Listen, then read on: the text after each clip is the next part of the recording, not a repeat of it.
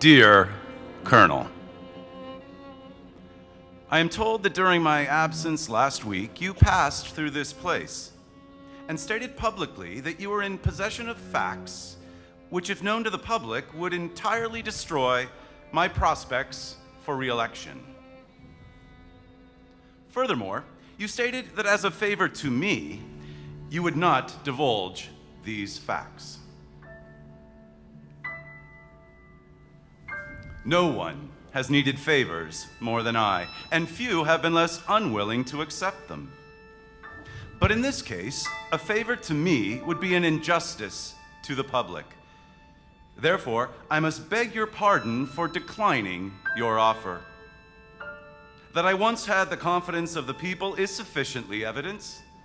If I have since done anything that would forfeit that confidence, he that knows of that thing and conceals it is a traitor to his country's interest.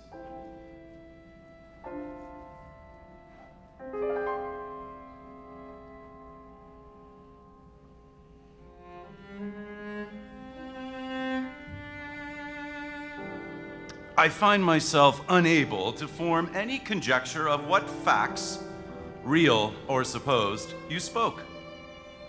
But my opinion of your veracity will not permit me to doubt that you at least believed what you said.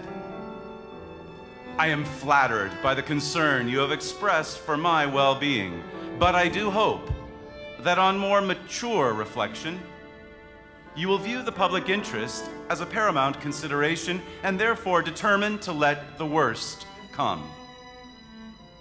I here assure you that the candid statement of facts on your part, however low it may sink me, shall never break the tie of personal friendship between us.